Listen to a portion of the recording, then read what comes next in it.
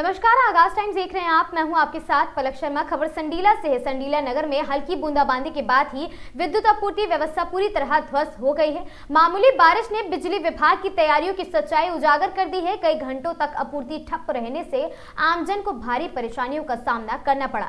विद्युत विभाग की ओर से दावा किया जा रहा है कि लाइन स्टाफ लगातार फील्ड में काम कर रहा है, लेकिन जमीनी हकीकत इससे बिल्कुल अलग नजर आ रही है। लाइन स्टाफ के पास संसाधनों का अभाव भी है और मरम्मत में बड़ी बाधा का कारण बनता है। नगर के अलग अलग क्षेत्रों में बार बार फॉल्ट की शिकायतें आती रहती हैं, परंतु समय पर आपूर्ति बहाल नहीं हो सकती है।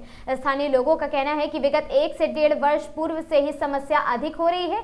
जब भी हल्की बूंदाबांदी होती है तब तक बिजली व्यवस्था पूरी तरह चरमरा जाती है। बार बार हो रही बिजली कटौती से घरेलू कार्यों के साथ साथ व्यापारिक गतिविधियां भी प्रभावित हुई हैं। लोगों में विद्युत विभाग के प्रति गहरा रोष देखने को मिला है। स्थानीय लोगों ने वहां बिजली व्यवस्था को जल्द से जल्द दुरुस्त किए जाने की मांग की है, जबकि स्थानीय अधिकारियों का कहना रहता है कि वे लगातार कार्य कर रहे हैं, लेकिन समय आने पर जरा सी मौसम की मार पूरे महकमे पर प्रश्न चिन्ह लगा देती है।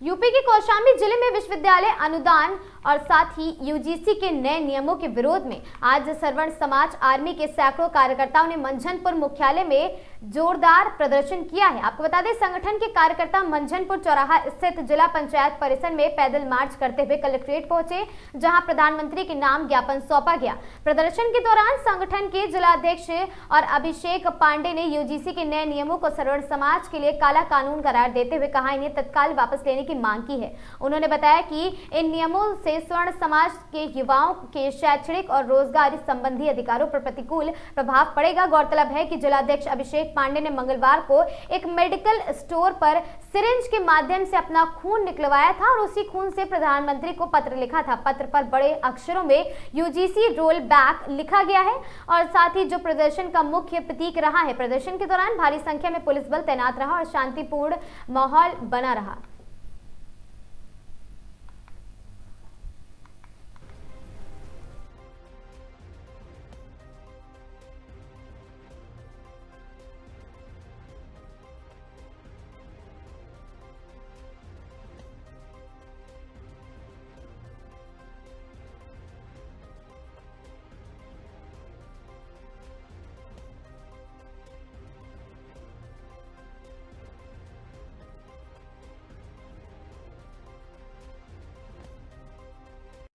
आज आप लोग प्रदर्शन कर रहे हैं, क्या मांग है, किस लिए प्रदर्शन कर रहे हैं? यह मांग हमारे यूजीसी को लेके है।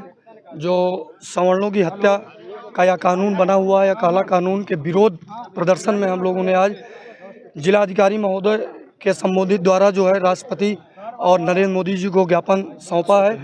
जिलाधिकारी महोदय यहाँ उपस्थित तो नहीं थे, लेकिन एसडीएम साहब ने हमारा ज्ञापन प्राप्त किया है, स्वीकार किया है। क्या मांग है? मांग हमारी ये है कि यूजीसी में जो भी नए नियम लागू किए गए हैं, जो सवर्णों के अधिकारों का हनन है, वो उसके खिलाफ हम लोगों ने मांग की है कि इस कानून में पुनः विचार करके संशोधन कर पुनः जो है इस कानून में जो है बदलाव लाना चाहिए। कौन से भी पत्र लिखे हैं? मेरा और मैंने कल जो है खून से अपने पत्र लिखा है, जो संलग्न किया है आज के ज्ञापन में नरेंद्र मोदी जी के लिए। और हमारी मांग यही है कि इस कानून को वापस लिया जाए। अभिषेक पांडे, सवर्ण आर्मी जिला अध्यक्ष कौशाम्बी। चंदौली में यूजीसी एक्ट का जबरदस्त विरोध हो रहा है। डीएम को पत्रक सौंपा गया। स्वर्ण समाज की भीड़ बीजेपी कार्यालय पहुंची। बीजेपी कार्यालय का घेराव कर बीजेपी नेताओं के खिलाफ जमकर की नारेबाजी, जिलाध्यक्ष से बिल वापस लेने की हस्तक्षेप की मांग, भारी गहमागहमी का माहौल और बीजेपी जिलाध्यक्ष काशीनाथ सिंह ने से बिल के खिलाफ इस्तीफा देने की मांग की गई। और साथ ही होगी आर पार की लड़ाई। महापंचायत का दौर जारी रहेगा। विशेष अभियान चलाकर स्वर्ण समाज का गाँव गाँव करेगी लोगों को एकजुट।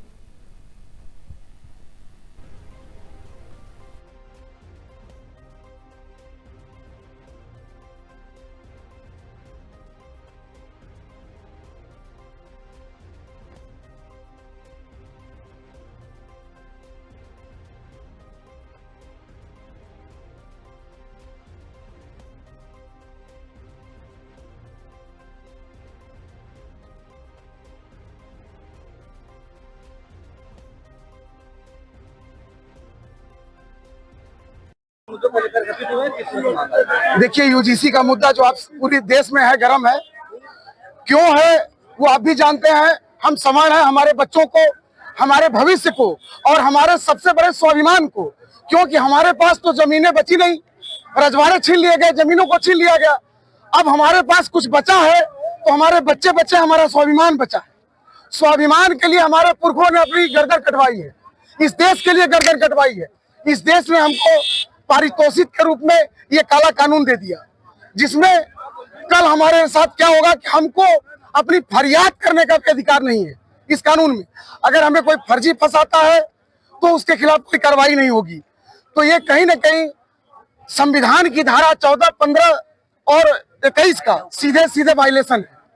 इसलिए न ये संविधान को मानते हैं न हमको मानते हैं। अब हम कहाँ जाएं?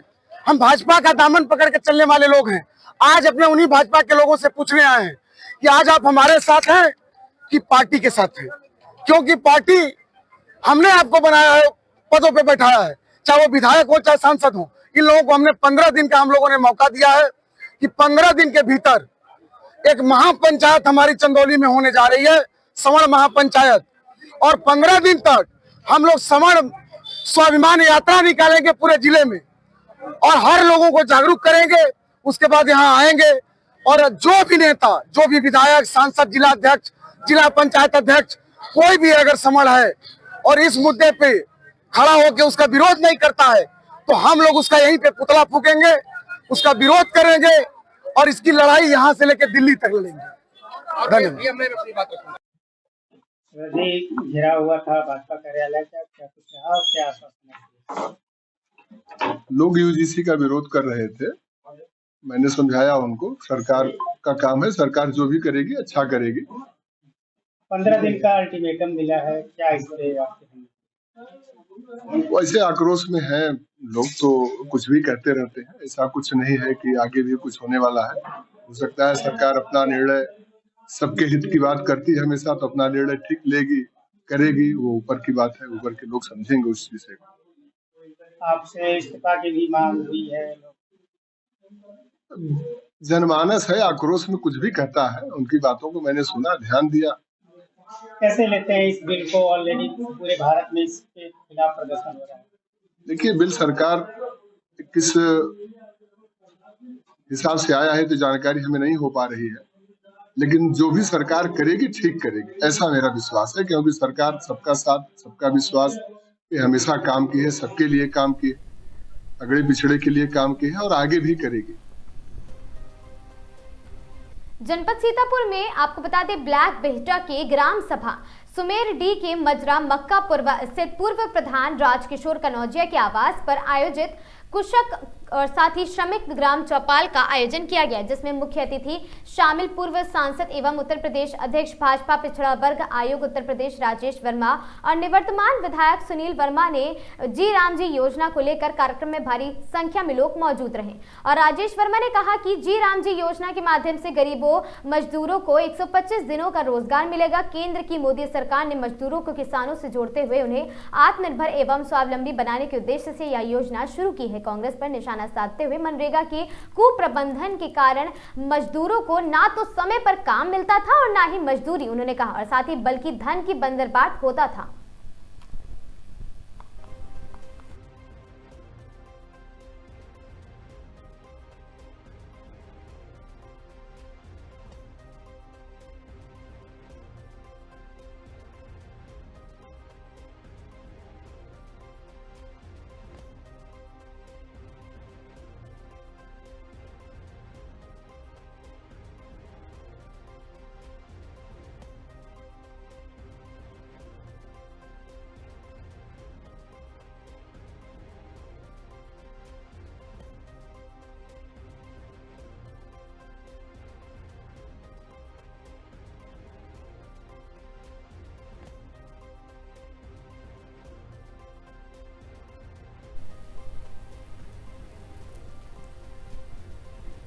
खबर मुरादाबाद से है, जहां विमान हादसे में महाराष्ट्र के डिप्टी सीएम अजीत पवार के निधन पर सपा के पूर्व सांसद डॉक्टर एसटी हसन ने जताया शोक।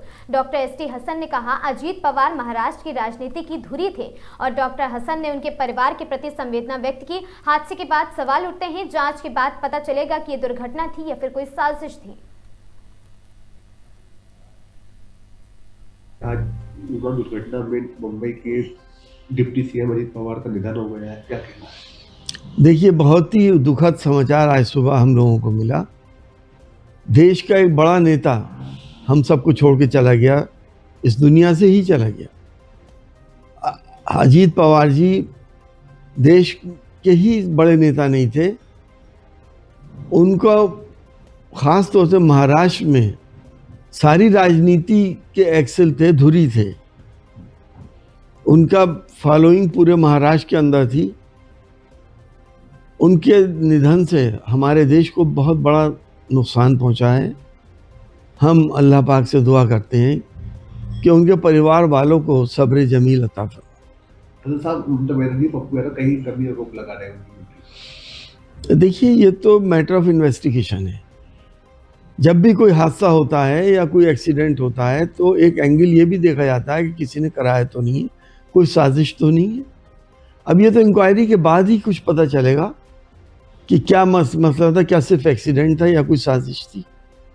दूध का दूध, पानी का पानी, इंक्वायरी में हो जाए। एक सवाल है, आज विमान दुर्घटना में मुंबई के डिप्टी सीएम अजीत पवार का निधन हो गया है, क्या कहना है? देखिए, बहुत ही दुखद समाचार आज सुबह हम लोगों को मिला। देश का एक बड़ा नेता हम सबको छोड़ के चला गया, इस दुनिया से ही चला गया।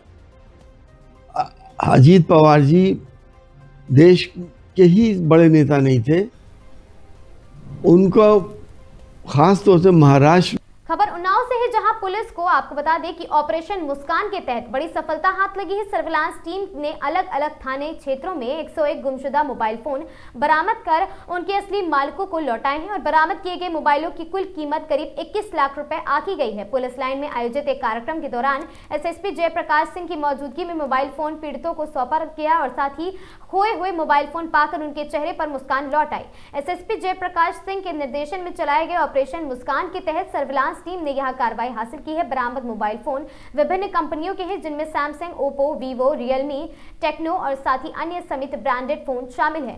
मोबाइल वापस पाकर मिलने पर पीड़ित बेहद खुश नजर आए और पुलिस की कार्यशैली की सराहना भी की है। गौरतलब है कि सितंबर 2024 से अब तक उन्नाव पुलिस की सर्विलांस टीम ने लगभग 707 मोबाइल फोन बरामद किए हैं।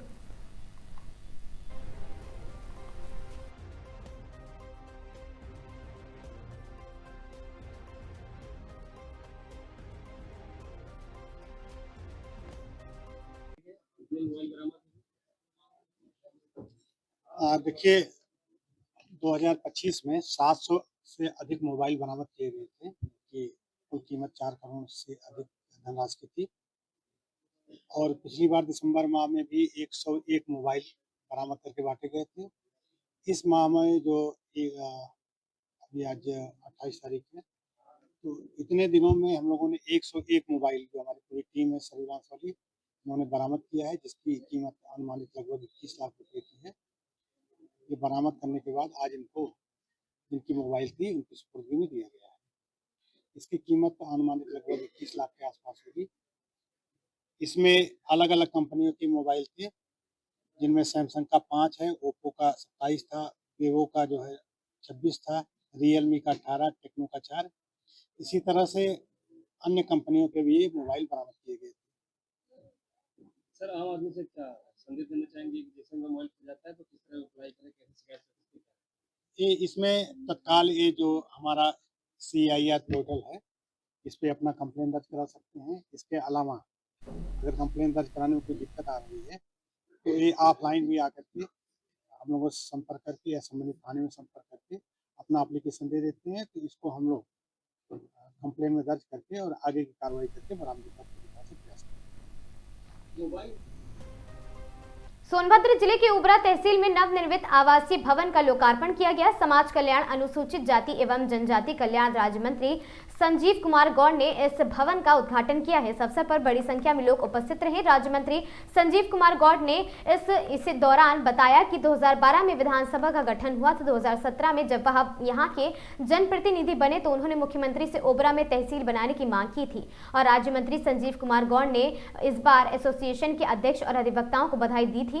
जनता का हृदय से आभार व्यक्त किया। उन्होंने अधिवक्ताओं की नाराजगी पर कहा कि 4 घड़ा रहता है और साथ ही थोड़ा बहुत टकराव होता है, लेकिन वे इसे सुलझाकर उनके बैठने की व्यवस्था करेंगे। उन्होंने यह भी बताया कि अधिवक्ताओं ने भी मंच से अपनी बात रखी है और साथ ही एसडीएम विवेक कुमार ने कहा कि ओबरा तहसील के नवनिर्मित भवन का लोकार्पण के सभी लोगों के लिए बहुत लाभकारी सिद्ध होगा। अधिवक्ताओं ने बताया कि पूरी कार्यपालिका को आमंत्रित किया गया था, लेकिन जो लोग आए उन्हें मंच प्रदान नहीं किया गया और उन्होंने कहा कि यह सिस्टम की गड़बड़ी थी। अधिवक्ताओं की मुख्य नाराजगी यहां थी कि जिले के 2000 अधिवक्ताओं का नेतृत्व करने वाले उनके अध्यक्ष को मंच पर उचित स्थान नहीं दिया गया। उन्होंने अलग से अधिवक्ता कक्ष बनाने की मांग की थी ताकि वे धूप या अन्य मौसम में खड़े होकर काम ना करें।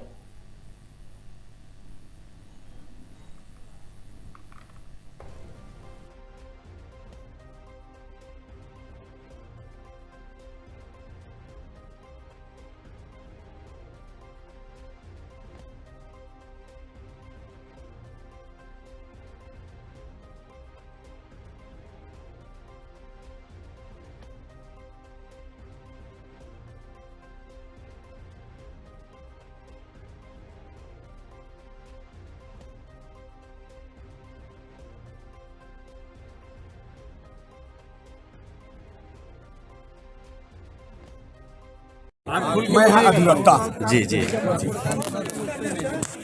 आज जो कार्यक्रम हुआ उसके बारे में बताएं। आज हमारे ओबरा में तहसील का उद्घाटन हुआ जी और इस तहसील के लिए जी हम लोग 2008 से ही लगभग जो है अनशन हड़ताल जगह जगह जो है प्रशासन शासन को जो है जगाना, उनको सूचना देना। जी जी इसके बाद लगातार प्रयास करते करते 2020 में तहसील का कार्यक्रम शुरू हुआ, जो कि पुराना ओबरा डिग्री कॉलेज के नाम से जो बना था 1982 में, उसमें चल रहा था। इसके बाद आज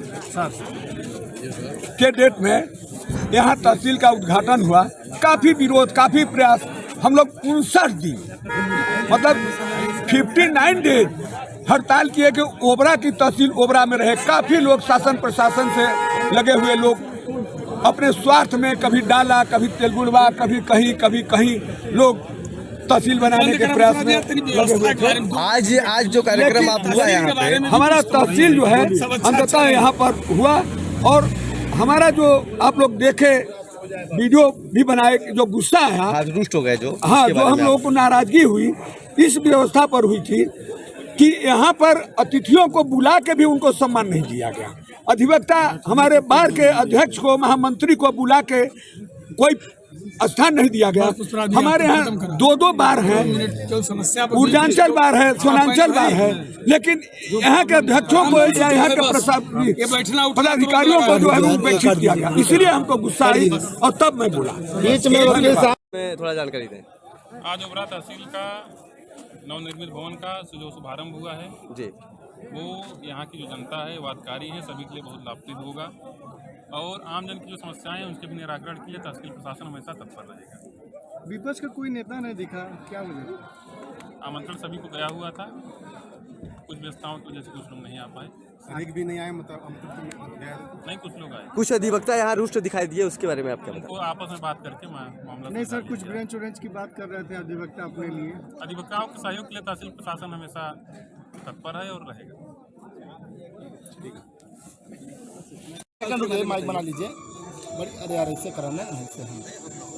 विधानसभा का 2012 में गठन हुआ, उसके बाद यहाँ के सम्मानित जनता का तहसील बने, लेकिन सौभाग्य से 2017 में जब मैं यहाँ का जनप्रतिनिधि बना, विधायक बना, तो माननीय मुख्यमंत्री योगी आदित्यनाथ जी से मैं मांग किया कि अपने ओबरा विधानसभा में एक तहसील बने। माननीय मुख्यमंत्री जी ने 2018 में हमारे ओबरा विधानसभा में नवनिर्मित तहसील का उन्होंने शिलान्यास किया और आज ओबरा में तहसील बनकर के तैयार हो गया है। आज उसी का उद्घाटन था। निश्चित तौर पर यहाँ के हमारे सम्मानित बार एसोसिएशन के सभी हमारे सम्मानित पदाधिकारीगण, अध्यक्षगण और हमारे सभी सम्मानित अधिवक्ता गणों का मैं हृदय से आभार प्रकट करता हूँ, बधाई देता हूँ और यहाँ के सम्मानित जनता का मैं हृदय से आभार प्रकट करता हूँ। अधिवक्ताओं में नाराजगी है उनकी ब्रांच को लेकर, क्या कहेंगे, क्या बनेगा? देखिए, यहाँ अधिवक्ताओं में कोई नाराजगी नहीं है। जहाँ चार घड़ा रहता है तो थोड़ा बहुत टकराव तो होता है, लेकिन हम सब उसको सुलझा करके उनको वादकारी के लिए, उनको बैठने के लिए हम सब उनके यहाँ वादकारी के लिए उनके व्यवस्थित रूप से उनका हम सब ध्यान रखेंगे।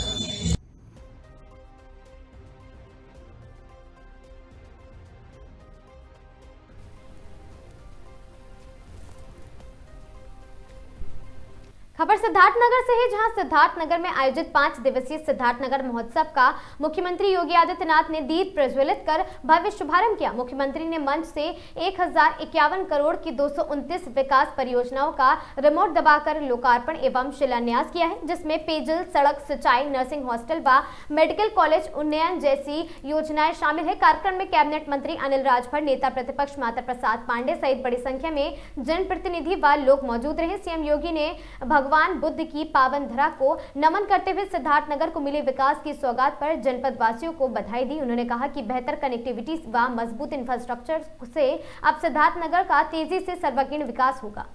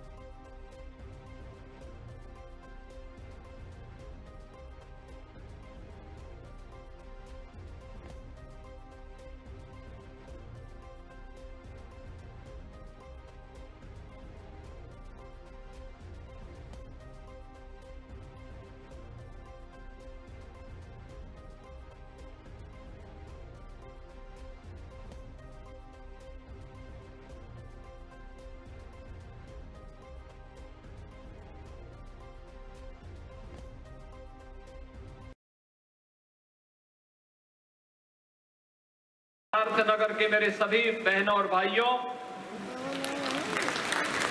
मैं सबसे पहले विश्व मानवता के लिए करुणा और मैत्री का संदेश देने वाले भगवान बुद्ध की इस पावन धरा को कोटि कोटि नमन करता हूं। भाइयों, आज जब मैं इस कार्यक्रम में उपस्थित हुआ हूं,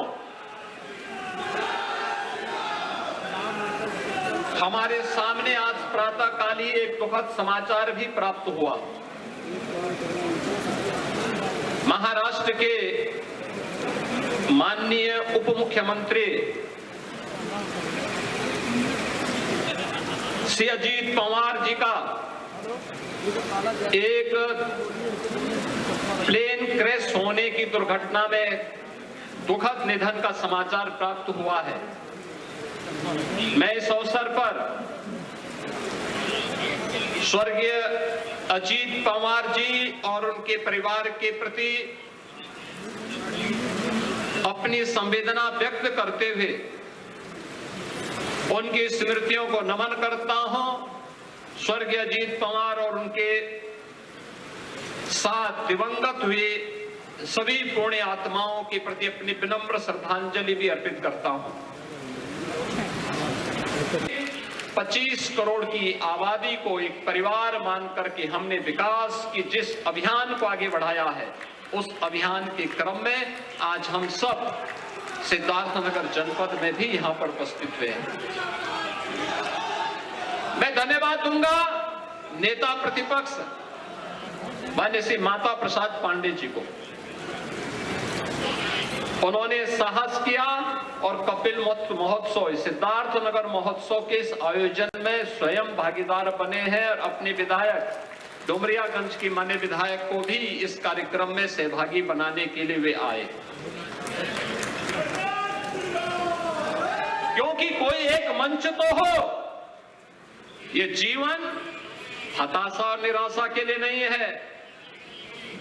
मनुष्य जीवन मिला है उत्साह और उमंग के लिए, एक दूसरे के साथ मिलकर के सकारात्मक ऊर्जा के साथ विकास के अभियान को आगे बढ़ाने के लिए। और भाइयों, ये विकास यही है। विकास सिद्धार्थनगर जनपद आकांक्षी जनपद क्यों था? क्योंकि इंफ्रास्ट्रक्चर उस प्रकार का नहीं था, विकास नहीं था, प्लान था, बीमारी थी।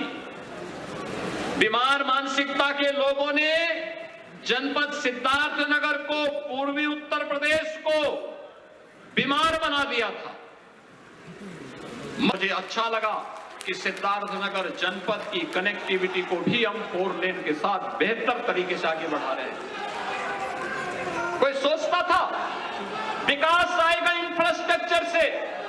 खलीलाबाद से बहराइच होते हुए जो रेल लाइन जा रही है, यह रेल लाइन 80 किलोमीटर केवल आपके जनपद से जा रही है, सिद्धार्थनगर जनपद से। यह निवेश लाएगा।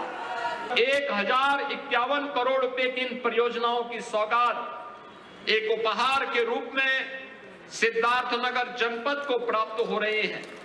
मैं बधाई देता हूं पूरे सिद्धार्थनगर जनपद वासियों को और मंचस्थ अपने सभी माननीय जनप्रतिनिधियों को भी मैं हृदय से धन्यवाद देता हूं कि उनकी पहल पर ये सभी योजनाएं, इसमें सड़क की भी है, पुलों की भी है, सिंचाई की योजनाओं के भी है, मेडिकल कॉलेज के उन्नयन के लिए भी है, छात्रावास के लिए भी है और भी अन्य तमाम प्रकार की योजनाएं आज सिद्धार्थ पेयजल की भी है। ये सभी प्रकार की योजनाएं आज यहां पर प्राप्त हो रही हैं। इन योजनाओं का लाभ निरंतर जनपद को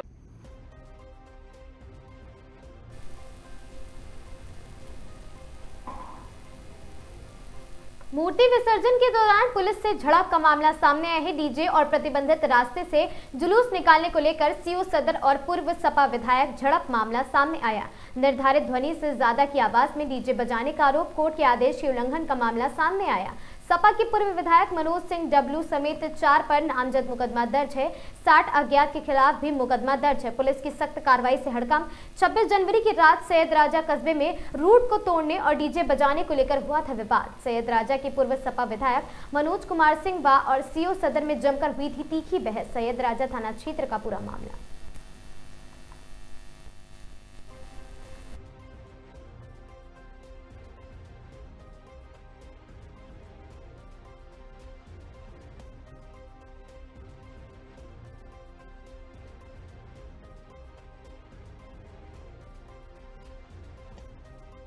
बच्चों के आमंत्रित करने पर मैं वहाँ पहुँचा।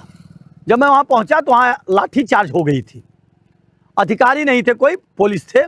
मैंने सीओ और एसओ को दोनों को फ़ोन किया कि भाई ये क्या मामला है, इसको आके निपटाइए, रूट तय करिए, किधर से जाएंगी। वो लोग 10 बजे आए। आने के बाद हवाला देने लगे कि अब तो सुप्रीम कोर्ट का आदेश है कि 10 बजे डीजे नहीं बजेगा।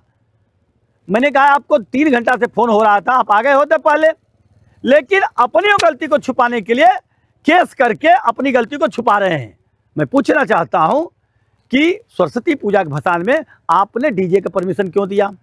और आपके ही थाने में दूसरे जगह जैसे चंदौली में 11:58 का फुटेज है जो वहाँ पे डीजे बजने का काम हुआ, तो सैयद राजा में ही आपको क्या परेशानी हुई? माननीय जी को इतना कष्ट हो गया कि मनोज सैयद राजा में बुला दिया गए, माननीय जी नहीं बुला दिया गए, इसलिए माननीय जी अब केस कराने फिर रहे हैं। माननीय जी को कहूँगा कि आराम से केस लड़वाते रहिए और टेंशन मत करिए, इस बार आपकी विदाई पक्का होने का काम होगा। बहुत बहुत धन्यवाद। दिनांक 26 जनवरी 2026 की रात्रि में थाना क्षेत्र सैयद राजा कस्बे में मां सरस्वती की प्रतिमाओं का विसर्जन कार्यक्रम चल रहा था। इस दौरान कुछ लोगों के द्वारा गैर परंपरागत रूट पर रात्रि के 10 बजे के बाद तेज़ आवाज़ में डीजे बजाते हुए प्रतिमा जुलूस ले जाने का प्रयास किया गया। इनको तत्काल पुलिस द्वारा रोका गया और इन प्रतिमा का विसर्जन निर्धारित परंपरागत रूट से शांतिपूर्ण तरीके से कराया गया। जिनके द्वारा भी कानूनी व्यवस्था हाथ में लेने का प्रयास किया गया, उनके विरुद्ध आवश्यक विधिक कार्रवाई करते हुए सुसंगत धाराओं में अभियोग पंजीकृत कर लिया गया है। इसमें अग्रिम कार्रवाई की जा रही है। शेष मौके पर शांति।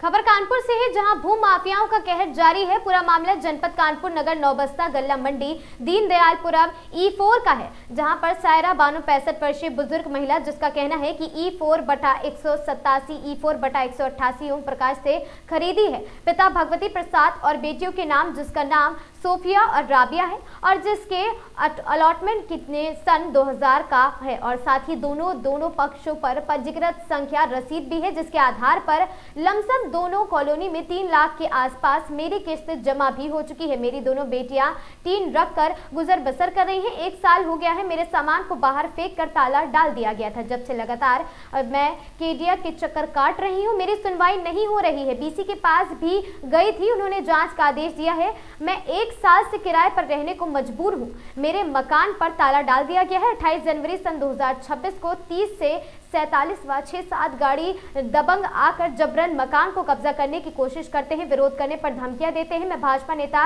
राकेश सचान के करीबी हूं। जल्द से जल्द मकान खाली कर दो, जिसका वीडियो हमारे पास मौजूद है और अपने आप को KDA के अधिकारी भी बता रहे हैं। इसकी शिकायत हमने थाना चौकी में भी दी थी, मुख्यमंत्री पोर्टल पर भी शिकायत की थी और पीड़ित सायरा बानो का कहना है, अगर मुझे न्याय नहीं मिला तो मैं आत्महत्या कर लूंगी।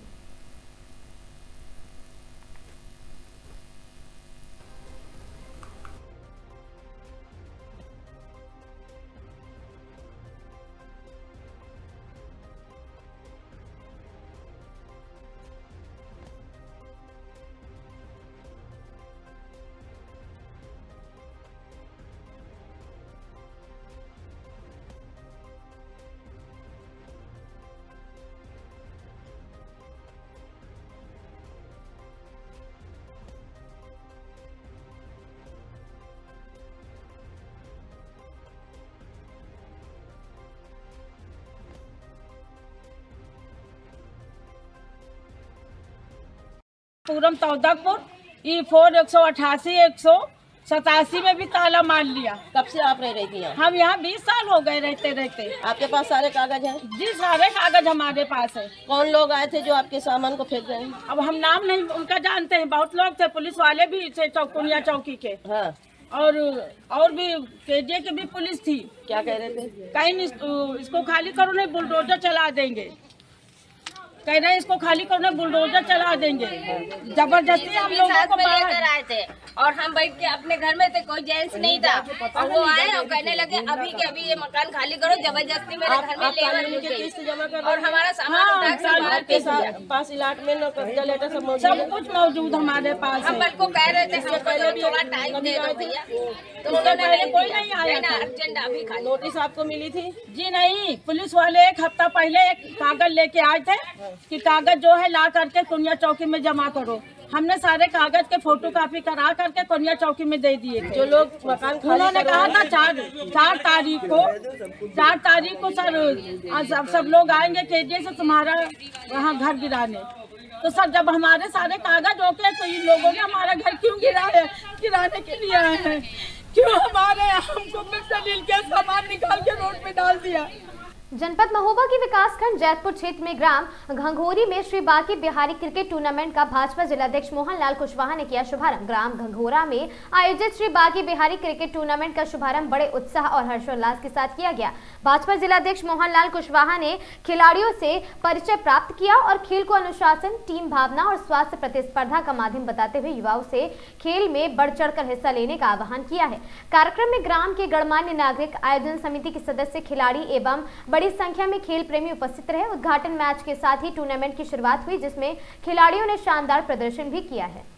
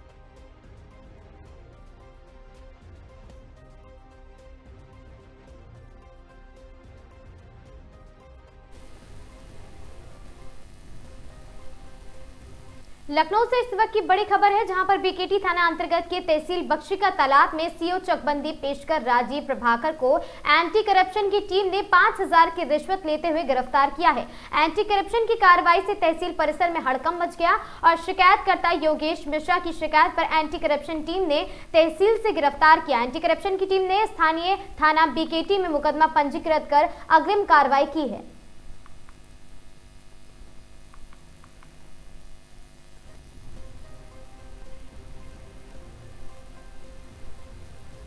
खबर अलीगढ़ से है, जहां 3 दिन पूर्व शराब ठेके से हुई चोरी का पुलिस ने किया खुलासा। चोरी हुए 2.5 लाख रुपए और 65 पेटियों में से 13 पेटी देसी शराब बरामद हुई। पकड़े गए दोनों अभियुक्तों से 13 पेटी शराब, 7.5 हजार से अधिक नगद रुपए व 1 मोबाइल फोन बरामद। बचे हुए माल की जानकारी जुटी है पुलिस उसकी जांच में, और पुलिस ने दोनों अभियुक्तों को नूरपुर अंडरपास से किया गिरफ्तार। अलीगढ़ के टप्पल थाना इलाके के कस्बा में देशी शराब ठेके से हुई चोरी।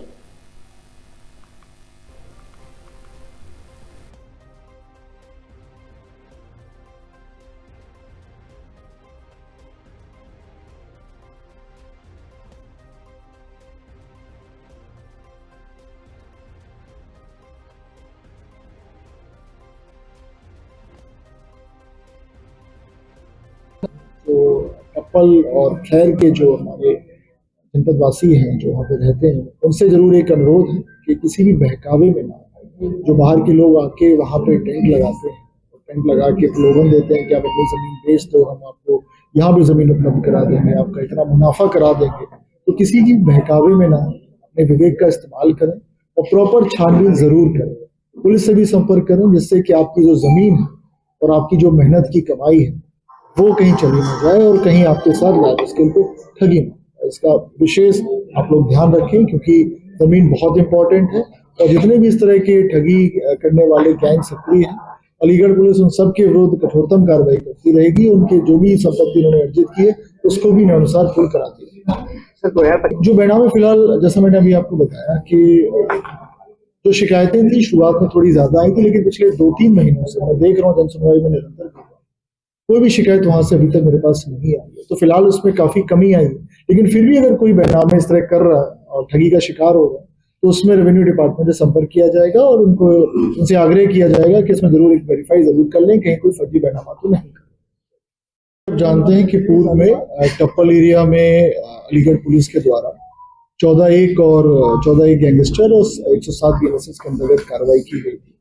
लगभग 100 करोड़ के ऊपर की संपत्ति जब्त की गई थी। बेसिकली कुछ यहाँ पे कंपनियां सक्रिय थी जो यहाँ के लोगों को प्रलोभन देके कि उनकी जमीन की कीमतें बढ़ जाएंगी, क्योंकि बगैर एयरपोर्ट पास में ही है बन रहा, और एनसीआर के कुछ लोगों को, जो इन्वेस्टर्स को यहाँ लेकर आते थे कि यहाँ पे जमीन की कीमत बढ़ जाएगी, लोग वीकेंड पे आते थे, लोग टेंट लगाते थे और प्रेजेंटेशन करते थे और ये बताते थे कि अगर आप यहाँ पे प्लॉट खरीदोगे, प्लॉट की कीमत अप्रत्याशित रूप से आगे बढ़ जाएगी। तो उसमें कई लोगों के साथ इन्होंने फ्रॉड किया। एनसीआर के लोग आते थे, इनको ये बताते थे कि ये प्लॉट यहाँ पर है और वो इनमें पैसा इन्वेस्ट करते थे। बाद में जब वो लोग अपनी जगह देखने आते तो पता चलता था वहाँ पे खेत है, फसल खड़ी हुई। इस तरह से धोखाधड़ी उन लोगों के साथ करते थे। साथ ही साथ जो लोकल क्षेत्र, टप्पल थाना क्षेत्र के जो यमुना एक्सप्रेसवे के बगल के जो गाँव हैं, उन निकटवर्ती गांव के लोगों से भी ये ठगी करते थे कि उनको बताते थे कि आप अपनी जमीन हमको बेच दो, हम दूसरी जगह आपको जमीन दे देंगे, उन जमीनों की कीमत बहुत बढ़ जाएगी। और ये किसी भी तरह की कोई अनुमति, कोई परमिशन ईडा अथॉरिटी से नहीं लेते। तो इस तरह के गैंगों पे कार्रवाई होती रही है। तो इसमें कई प्रार्थनापत्र आए थे, उनकी जांच के पश्चात मुकदमे लिखे गए थे। 3 मुकदमे इस गैंग जो कि पकड़ा गया, जिसके बारे में एपीसी है, फ्यूचर की होम जोन एक पर्टिकुलर एक कंपनी है। इस कंपनी के 3 डायरेक्टर धर्मवीर यादव, डायरेक्टर विष्णु शर्मा और डायरेक्टर पवन झा, इनके खिलाफ पहले मुकदमे दर्ज किए गए। उसके बाद गैंगस्टर एक्ट की कार्रवाई की गई थी। इस साल की शुरुआत में इनके विरुद्ध गैंगस्टर एक्ट का मुकदमा दर्ज किया गया था और उन्होंने जितनी भी इनकम अर्जित की है इस फ्रॉड से, इस पर्टिकुलर मॉडस ऑपरेंडी से, उसको जिला प्रशासन ने आज कुर्क किया। प्रॉपर्टी लगभग 35 करोड़ 28 लाख की थी। इसको 14(1) गैंगस्टर एक्ट के अंतर्गत कुर्क किया गया है, जो लगभग 12,000 वर्ग मीटर के आसपास की संपत्ति है। और इसमें 2 लोगों को अरेस्ट किया जा चुका है। इसमें धर्मवीर यादव डायरेक्टर है जो, और डायरेक्टर विष्णु शर्मा। पवन झा भी फरार चल रहा है, उसको भी अभिषेक गिरफ्तार किया गया। खबर श्रावस्ती से है, जहां श्रावस्ती के हरिहरपुर रानी विकासखंड अंतर्गत टंडवा बनकटा स्थित पीएम श्री विद्यालय में वार्षिकोत्सव कार्यक्रम का आयोजन किया गया। कार्यक्रम की शुरुआत मां सरस्वती जी के चित्र पर माल्यार्पण और दीप प्रज्वलन के साथ की गई। इस दौरान स्कूली बच्चों ने रंगारंग सांस्कृतिक कार्यक्रम प्रस्तुत कर दर्शकों का मन मोह लिया। कार्यक्रम में खंड शिक्षा अधिकारी, विद्यालय के शिक्षक गण के साथ साथ बड़ी संख्या में स्कूल के बच्चे मौजूद रहे। वार्षिकोत्सव कार्यक्रम बच्चों की प्रतिभा को मंच देने के साथ शिक्षा के प्रति जागरूकता का संदेश देता नजर आया।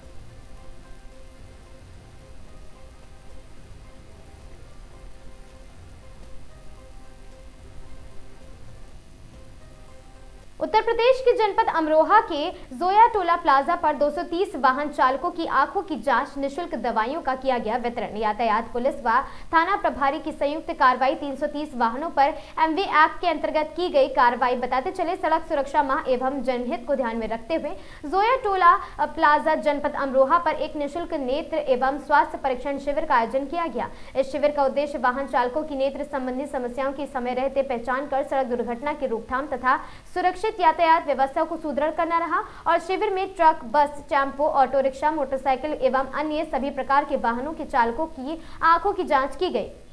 साथ ही वेंकटेश्वर यूनिवर्सिटी के अनुभवी चिकित्सकों की टीम द्वारा आधुनिक उपकरणों से कुल 230 वाहन चालकों का नेत्र एवं स्वास्थ्य परीक्षण किया गया। जांच के उपरांत आवश्यकता अनुसार निःशुल्क दवाइयों का वितरण भी किया गया। चिकित्सकों एवं यातायात प्रभारी द्वारा वाहन चालकों को आंखों की देखभाल, नेत्र और साथ ही नियमित नेत्र प्रतिक्षण और थकान से बचाव तथा सुरक्षित वाहन संचालन के बारे में भी महत्वपूर्ण सुझाव दिए गए। इस अवसर पर टोल प्लाजा के कर्मचारी, प्रभारी यातायात जनपद अमरोहा, यातायात पुलिस के अधिकारी, कर्मचारी तथा परिवहन विभाग के अधिकारी एवं कर्मचारी द्वारा शिविर को सफल बनाने में सक्रिय सहयोग प्रदान किया गया।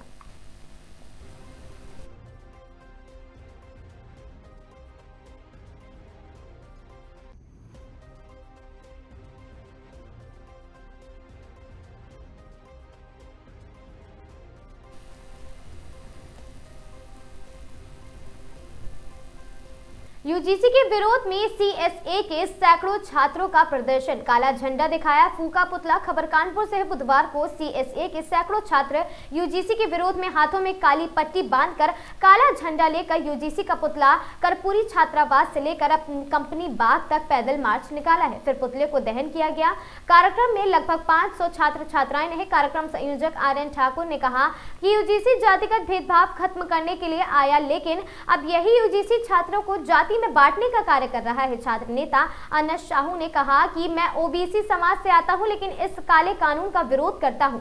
यूजीसी हमें बांट नहीं सकती। छात्र नेता अंशुमान ने कहा कि अब लगता है कि हमारा सर्वण होना ही गुनाह हो गया है।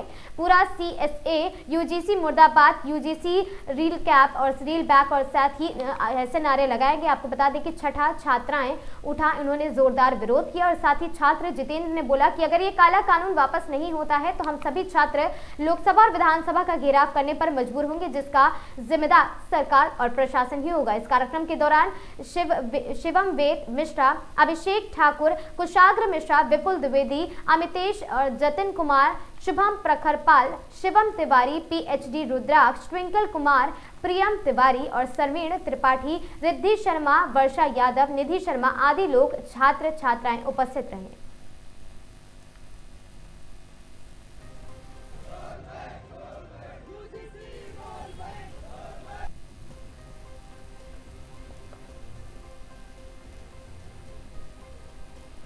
उत्तर प्रदेश के जनपद अमरोहा के कलेक्ट्रेट परिसर पहुंचकर अखिल भारतीय ब्राह्मण महासभा के पदाधिकारी ने बुधवार को अमरोहा कलेक्ट्रेट पहुंचकर यूजीसी के खिलाफ प्रधानमंत्री के नाम ज्ञापन जिला अधिकारी को सौंपा है। और जिला अध्यक्ष धनंजय कौशिक ने बताया कि एक काला कानून पारित किया गया है। उन्होंने आरोप लगाया है कि विश्वविद्यालय और महाविद्यालय में कॉमेडियन बनाकर सामान्य वर्ग के युवाओं एवं छात्रों का उत्प्रेरण करने का षड्यंत्र किया जा रहा है। और साथ ही कौशिक ने इसे घर एवं निंदनीय कार्य बताते हुए कहा कि ये सामान्य वर्ग के युवाओं का भविष्य समाप्त करने का षड्यंत्र है। महासभा ने इस कानून की कड़ी निंदा करते हुए इसे तत्काल वापस लाने की मांग की है। महासभा का कहना है कि इस कानून के वापस होने से सामान्य वर्ग के युवाओं का भविष्य खराब होने से बचेगा और स्वर्ण जाति के युवा छात्र छात्राओं के साथ न्याय होगा। महासभा ने चेतावनी दी है कि यदि काला कानून वापस नहीं लिया गया तो आखिर अब अखिल भारतीय ब्राह्मण महासभा इसके विरोध में भविष्य में आंदोलन करने को मजबूर होगी। ये यूजीसी रेगुलेशन एक्ट के खिलाफ हम लोगों ने अपना विरोध प्रदर्शन किया है और हमारा सबका यही उद्देश्य है कि ये कानून वापस होना चाहिए। ये सामान्य वर्ग के खिलाफ है और सामान्य वर्ग को इससे बहुत क्षति है। इसमें सामान्य वर्ग के ऊपर अगर कोई आरोप लगता है तो वो अपनी शिकायत दर्ज नहीं करा सकता, और यदि शिकायत दर्ज कराता भी है तो दूसरे पक्ष को इसकी कोई हानि नहीं हो रही है। आप लोग क्या चाहते हैं? हम चाहते हैं इस कानून को वापस लिया जाए।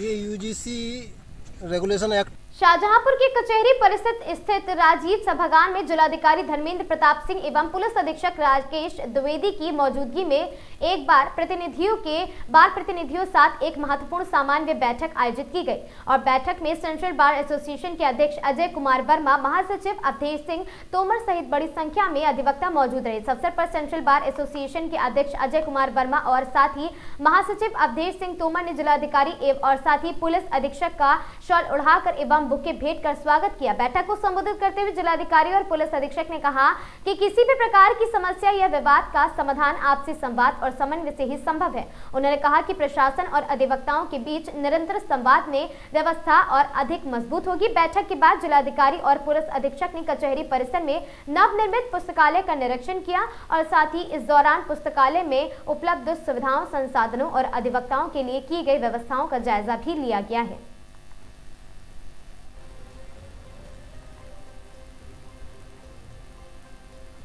चंदौली जिले के धानापुर कस्बे में बुधवार को अफरा तफरी मच गई जब यूनियन बैंक के सामने लगे विद्युत ट्रांसफार्मर में शॉर्ट सर्किट के कारण भीषण आग लग गई। इस घटना के चलते पूरे कस्बे की बिजली आपूर्ति पूरी तरह बाधित हो गई। स्थानीय लोगों को ट्रांसफार्मर से अचानक धुआं उठता दिखाई दिया।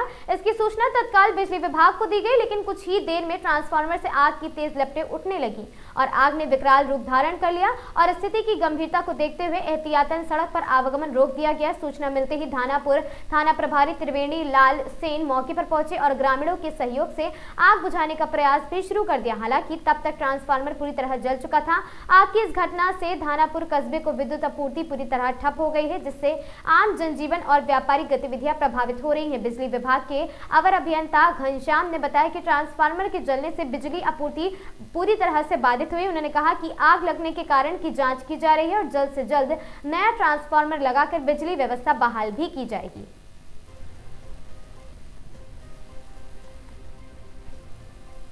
जयपुर जिले में महिला सशक्तिकरण को व्यवहारिक धरातल पर सरकार करने की दिशा में सक्षम जयपुर अभियान के अंतर्गत नारी चौपाल कार्यक्रम महत्वपूर्ण भूमिका में रहा है। मुख्यमंत्री श्री भजन लाल शर्मा की मंशा के अनुरूप तथा जिला कलेक्टर डॉक्टर जितेंद्र कुमार सोनी के निर्देशानुसार बेटी बचाओ बेटी पढ़ाओ योजना के तहत उपखंड स्तर पर इन कार्यक्रमों का आयोजन किया गया। इसी क्रम में बुधवार को चाकसू उपखंड में नारी चौपाल का आयोजन किया गया, जिसमें हजारों महिलाओं एवं बालिकाओं ने भाग लिया। बड़ी संख्या में सहभागिता ने यह स्पष्ट किया है कि महिलाएं अब संवाद, निर्णय और नेतृत्व की सक्रिय भूमिका निभा रही है। महिला अधिकारिता और विभाग के उपनिदेशक डॉक्टर राजेश डोगीवाल ने बताया कि कार्यक्रम के दौरान मारवाड़ी लोकगीत, लोक नृत्य, नुक्कड़ नाटक तथा आत्मरक्षा प्रशिक्षण की प्रस्तुतियां दी गई। हम होंगे कामयाब और मेरा काम मेरा सम्मान जैसी प्रस्तुतियों के माध्यम से महिलाओं ने स्वावलंबन और आत्मनिर्भरता का संदेश दिया। कार्यक्रम में महिला एवं बाल विकास, चिकित्सा, शिक्षा, पुलिस, सामाजिक न्याय एवं अधिकारिक सहित विभिन्न विभागों के अधिकारी मौजूद रहे। अधिकारियों ने महिलाओं से सीधा संवाद कर स्वास्थ्य, शिक्षा, सुरक्षा, पोषण, स्वरोजगार एवं सरकार की योजनाओं की जानकारी दी है उन्हें। और साथ ही डॉक्टर डोगीवाल ने बताया कि नारी चौपाल का उद्देश्य महिलाओं को जागरूक और साथ ही सशक्त, आत्मनिर्भर बनाना रहा है। उन्होंने बताया कि जिला कलेक्टर डॉक्टर जितेंद्र कुमार सोनी के निर्देशानुसार जयपुर जिले के सभी उपखंडों में नारी चौपाल और साथ ही कार्यक्रम चरणबद्ध रूप से उपलब्ध और साथ ही आयोजित किया जा रहा है।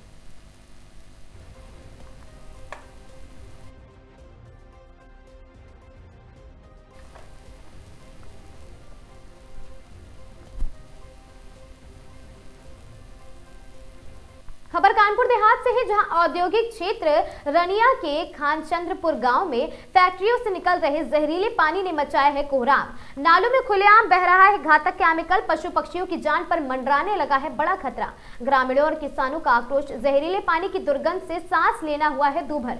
फैल रही है गंभीर बीमारियां। किसानों ने प्रशासनिक अधिकारियों की लापरवाही का किया है दावा और शिकायत के बावजूद फैक्ट्री संचालकों पर नहीं हो रही कोई ठोस कार्रवाई।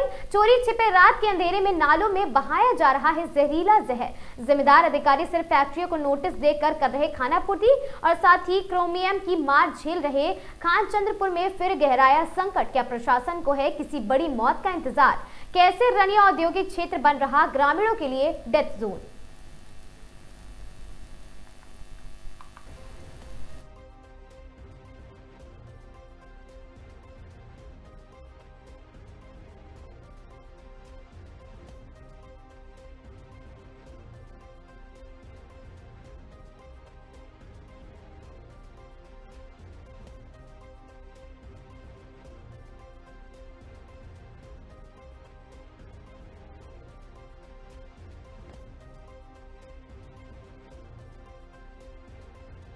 यह है कि इसमें फसल ये पानी आता, फसल नहीं होती, जानवर पीते, दिक्कत होती, बीमार होते हैं। इसमें कहाँ से पानी आ रहा है? मजूर। कब से आ रहा है ये? अरे 10 साल से ये आ रहा है। शिकायत की गई इसकी? शिकायत किया है। तो कैसी दुर्गंध आती है पानी से? बहुत गंदगी, जानवर पीते बीमार हो जाते हैं। आपका अमर सिंह। क्या समस्या है ये पानी? समस्या का इतनी गंदगी होती है इस पानी से, कुछ में नहीं ना। कैसा पानी है? पानी बिल्कुल बेकार है ये, और ये कई बार कंप्लेन लिखाई गई, इसकी कोई सुनवाई है ही नहीं। कहाँ से आता है ये पानी? अभी जिस आता है मयूर आता हो, कहाँ से आएगा ये पानी? कब से भरा रहता है? अरे 10 साल हो गए ये पानी के आते आते। शिकायत की गई? बहुत बार शिकायत की गई है, कोई सुनने वाला नहीं ना।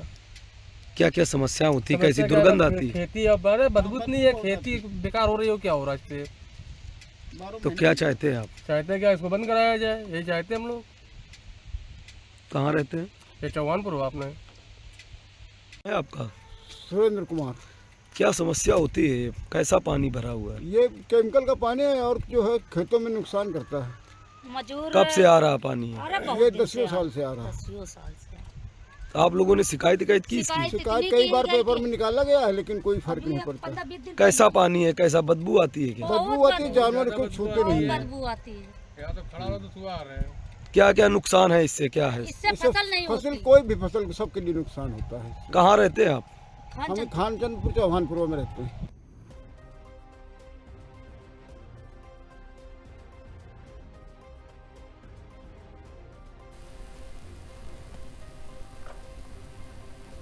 खबर कानपुर से है, जहां अकबरपुर अधिवक्ता समिति चुनाव में सरगर्मी तेज है। अध्यक्ष पद के लिए वर्तमान अध्यक्ष अमित श्रीवास्तव ने भरा है नामांकन।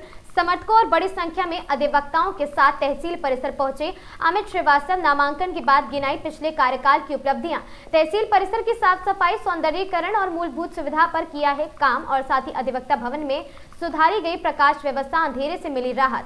जल भराव की समस्या, मिट्टी भराव और समतलीकरण से कराई है दूर, और दोबारा चुने जाने पर चैम्बर निर्माण और पक्की सड़क का दावा। मुख्य गेट से अधिवक्ता भवन तक सड़क और इंटरलॉकिंग लगाने की कार्य योजना। नामांकन के दौरान अधिवक्ताओं में दिखा है खासा उत्साह।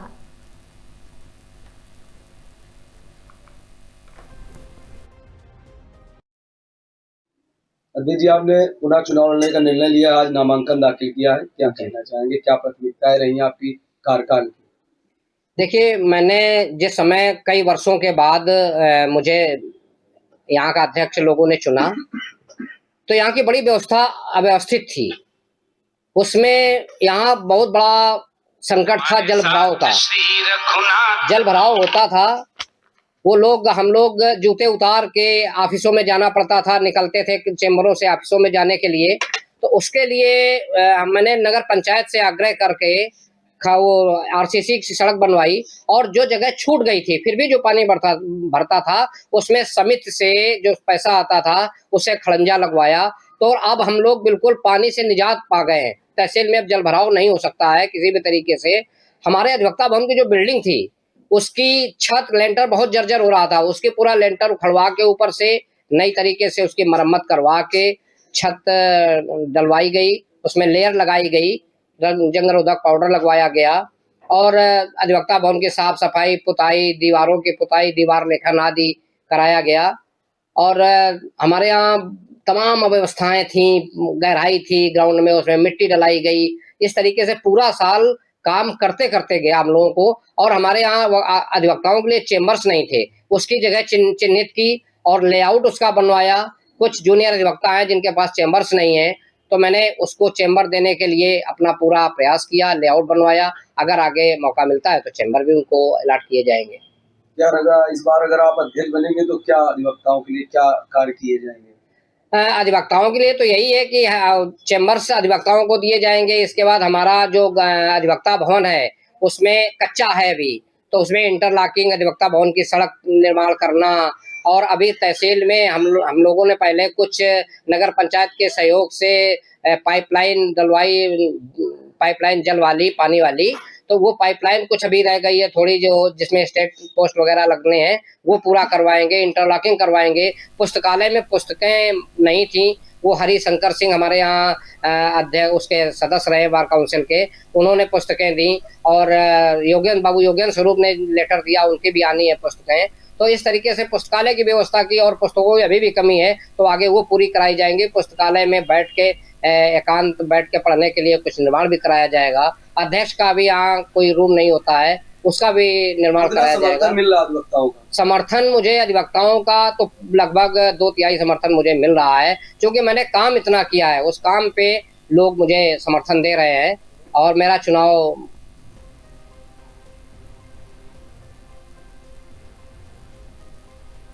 उत्तर प्रदेश के संभल जिले से एक बेहद दुखद खबर सामने आई है, जहां एक सड़क हादसे ने यूपी पुलिस के एक जवान की जान ले ली है। आपको बता दें, बहजोई कोतवाली क्षेत्र में एक अनियंत्रित इको कार ने बाइक सवार सिपाही को जोरदार टक्कर मार दी, जिससे सिपाही गंभीर रूप से घायल हो गया। जानकारी के मुताबिक आपको बता दें, विपुल कुमार रजपुरा थाने की दैनिक डाक लेकर बहजोई की ओर जा रहे थे, तभी रास्ते में इको कार ने उनकी बाइक को टक्कर मार दी। हादसे के तुरंत बाद घायल सिपाही का पास के अस्पताल में भर्ती कराया गया उन्हें, लेकिन चोट इतनी गंभीर थी कि डॉक्टरों ने उन्हें मृत घोषित कर दिया। इस घटना के बाद मृतक सिपाही के परिवार और पुलिस महकमे में शोक की लहर दौड़ गई है। घटना की पुष्टि करते हुए अपर पुलिस अधीक्षक अनुकृति शर्मा ने बताया कि हमारे आरक्षी विकुल शर्मा जो 2011 बैच के आज एक सड़क हादसे में शिकार हो गए हैं। वह थाना रजपुरा में डाक पैरोकार थे और साथ ही दैनिक डाक लेकर रजपुरा से बहजोई की ओर आ रहे थे, तभी यह हादसा हुआ है।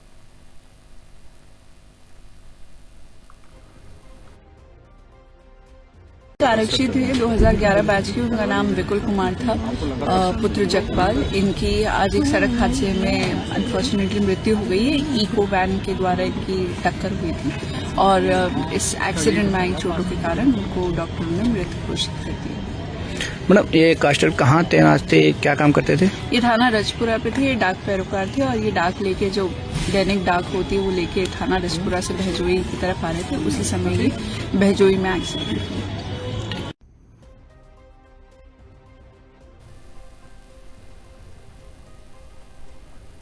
खबर संभल से है, जहां कल्की धाम के पीठाधीश्वर आचार्य प्रमोद कृष्णम का बड़ा बयान। मीडिया के सवालों पर बोले आचार्य प्रमोद कृष्णम की योगी आदित्यनाथ शंकराचार्य अविमुक्तेश्वरानंद जी सम्मान करते हैं, वरना अब तक तो बुलडोजर चल गया होता। जानिए और क्या कुछ कहा आचार्य प्रमोद कृष्णम ने। अविमुक्तेश्वरानंद जी को लेकर के क्या कहेंगे? पूरा विवाद चल रहा है। देखिए, हमारे परम पूज्य अविमुक्तेश्वरानंद जी महाराज को हट छोड़ के अपने मठ में जाना चाहिए। अभी उन्हें हट छोड़नी चाहिए, हट छोड़ें, मठ में जाएं। और शंकराचार्य जी को शुक्राचार्य बनाने की साजिश हो रही है। जो लोग देश को तोड़ना चाहते हैं वो चाहते हैं कि शंकराचार्य जी शुक्राचार्य बन जाए। मैं उनके चरणों में निवेदन करना चाहता हूं कि वो शंकराचार्य बने और भारत की एकता और सनातन को जो खंडित करने वाले षड्यंत्र का शिकार न बने। अखिलेश यादव इमरान मसूद के पक्ष में आकर के खड़े हो गए। अखिलेश यादव उनका गुणगान कर रहे हैं। अभी उनके साथ मुस्लिम लीग भी नजर आएगी और भारत तेरे टुकड़े होंगे इंशाअल्लाह, इंशाअल्लाह का नारा लगाने वाले भी उनका समर्थन करेंगे। सारे वामपंथी उनका समर्थन करेंगे। आप थोड़े दिन के बाद देखना कि उनके पक्ष में पाकिस्तान और बांग्लादेश से भी आवाज उठेगी। इसीलिए तो मैं कह रहा हूं कि भारत को तोड़ने वालों के हाथों का खिलौना ना बने शंकराचार्य जी। अखिलेश यादव उनका समर्थन कर रहे हैं, खुलकर के। वो जब अखिलेश यादव की सरकार थी तो उनकी सरकार में जो है लाठी चार्ज भी किया गया, उन्हें पीटा गया पुलिस द्वारा। अखिलेश यादव जी को 2027 दिख रहा है। अखिलेश यादव जी जानते हैं कि अगर हिंदुओं में बंटवारा नहीं हुआ, हिंदुओं में विभाजन नहीं हुआ, हिंदुओं को डिवाइड नहीं किया गया तो फिर तीसरी बार हारेंगे।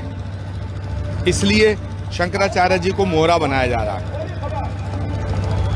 राष्ट्रीय स्वयंसेवक संघ के 100 वर्ष पूरे होने पर हिंदू सम्मेलन के आयोजन हो रहे हैं। क्या अखिलेश यादव इसके चलते ही तो कहीं अविमुक्तेश्वरानंद के पक्ष में खड़े नहीं हो गए?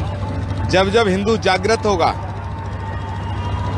तब बाबर के सभी वंशज आशंकित हो जाएंगे और डरेंगे।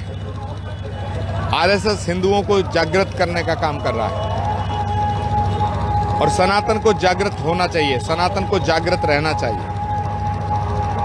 अविमुक्तेश्वरानंद का एक नया बयान सामने आया है कि केशव प्रसाद मौर्य समझदार हैं, तो वो आते तो हमें हिलाकर ले जाते, लेकिन उन्हें डराया जा रहा है, डांटा जा रहा है, उन्हें नहीं आने दिया जा रहा। निश्चित रूप से केशव प्रसाद मौर्य जी एक बहुत ही जमीनी नेता हैं, लोकप्रिय नेता हैं, समर्पित नेता हैं, लेकिन राष्ट्रभक्त नेता हैं।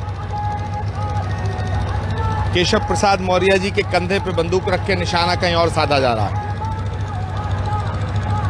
क्या अविमुक्तेश्वरानंद को लेकर के संत समाज ही बटा हुआ नजर आ रहा है? अभी तो नहीं बटा है, लेकिन बट सकता है। कैसे रोका जाए?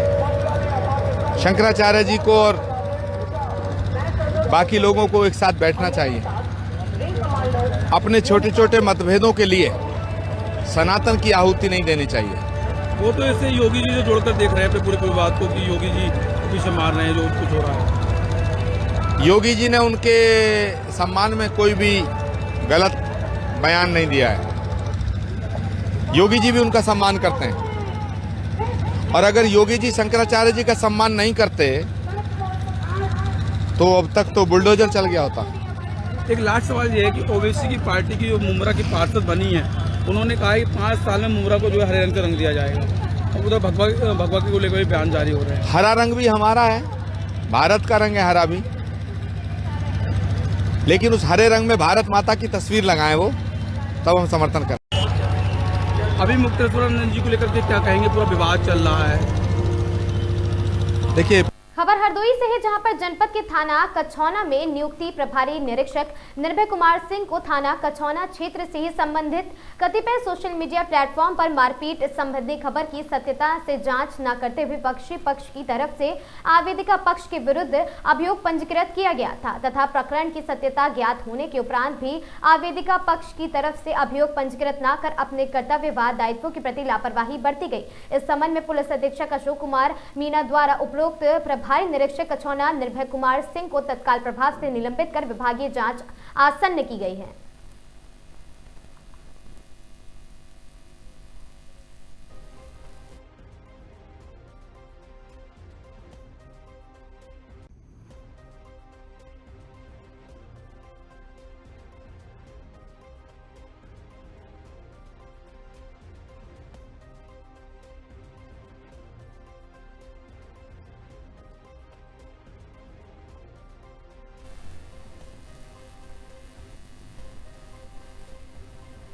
खबर हरदोई से है, जहां कछौना थाना क्षेत्र के दबंग ग्राम प्रधान की वायरल वीडियो ने खोली पोल। असली तस्वीर आई सामने। वीडियो में दबंग ग्राम प्रधान नसीम अपने साथियों के साथ महिला अधिवक्ता के पति सलीम को सरेआम कार से खींचकर पीटते हुए नजर आ रहा है और साथ ही लाठी डंडों से किया गया हमला।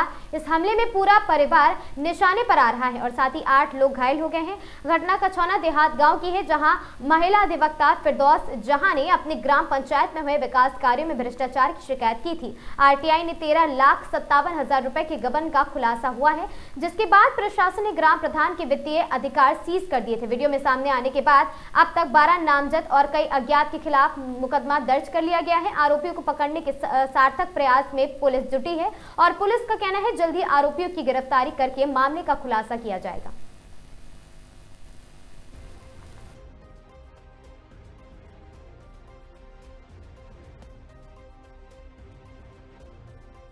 थाना कछौना क्षेत्र से संबंधित कतिपय सोशल मीडिया प्लेटफॉर्म पर मारपीट संबंधी वायरल वीडियो के संबंध में अवगत कराना है कि स्थानीय पुलिस द्वारा आवश्यक कार्रवाई करते हुए वादनी फिरदौस जहां की तहरीर के आधार पर थाना स्थानीय पर सुसंगत धाराओं में नसीम सहित 12 नामजद व्यक्तियों एवं अन्य के विरुद्ध मुकदमा पंजीकृत किया गया है।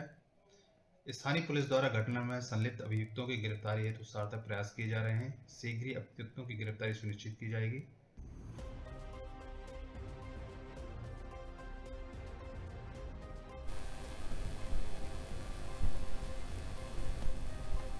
सवाईजपुर में हिट एंड रन अज्ञात वाहन की टक्कर से युवक गंभीर रूप से घायल। थाना क्षेत्र अंतर्गत बिल्हौर कटरा हाईवे पर बुधवार देर शाम एक दर्दनाक सड़क हादसा हो गया और गदरिया गांव के पास पैदल जा रहे एक व्यक्ति को अज्ञात वाहन ने जोरदार टक्कर मार दी, जिससे वह गंभीर रूप से घायल होकर सड़क पर गिर पड़ा। घायल अवस्था में सड़क पर पड़े व्यक्ति को देखकर राहगीरों ने डायल 112 पर सूचना दी। इसी दौरान पुलिस ने मौके पर पहुंचने से पहले ही एक अन्य ऑल्टो कार सड़क पर पड़े घायल के पैर को कुचलते हुए निकल गई, जिससे उसकी हालत और भी अधिक नाजुक हो गई। सूचना मिलते ही मौके पर पहुंची पुलिस ने घायल व्यक्तियों को तत्काल अपने वाहन से सामुदायिक स्वास्थ्य केंद्र सवाईजपुर भिजवाया है, जहां चिकित्सकों ने उसकी हालत गंभीर बताई है। समाचार लिखे जाने तक घायल की शिनाख्त नहीं हो सकी थी। क्या घटना हुई थी? घटना नहीं थी, ये व्यक्ति यहीं पड़ा था, तो फिर मैं और मेरे मैनेजर साहब दोनों जा रहे थे फील्ड पे, तो फिर हमने 100 नंबर पे कॉल लगाया, तो ही 100 नंबर यहीं पड़ा था। अच्छा, ये ऐसे ही डला था, फिर एक ट्रक वाला आया, उसको चला गया, फिर दोबारा एक अल्टो वाले ने उसके पैर पे गाड़ी चढ़ा दिया। जब तक हम 100 नंबर पे लगाया उनको पास अल्टो वाला चढ़ा दिया। हाँ, एक दूसरा कोई टक्कर मारा, फिर अल्टो उसका। हाँ, नहीं, जब पड़ा था, जब हमने 100 नंबर पे फोन लगाया तब गाड़ी आई ऊपर से एकदम चढ़ा के चली गई। देखे थे अल्टो गाड़ी का है, पुराने कलर का अल्टो देखे थे? तब नहीं, ये पहले से इंसान डला हुआ था। इंसान डला था जो ये मारा दोबारा। दोबारा नहीं, वो अल्टो देखा है मैंने, अल्टो गाड़ी था, छोटा अल्टो था, उसके पैर पे चढ़ाते। हाँ, फिर उसने पैर पे चढ़ा दिया था। जैसे पड़े थे उनके ऊपर, जैसे तू एक इधर से बहाना है, चढ़ाया नहीं था, उससे भी गलती से ही चढ़ गया। टर्नओवर करते हैं ना, एकदम तो उसने चढ़ा दिया, एकदम कंट्रोल पैर पे चढ़ाया। और कहीं नहीं, उसने कहीं नहीं, उसने पैर पे ही चढ़ा ये नहीं, और तो सही है ना। हाँ, और तो सही है, और पैर पे चढ़ गया बस उसके।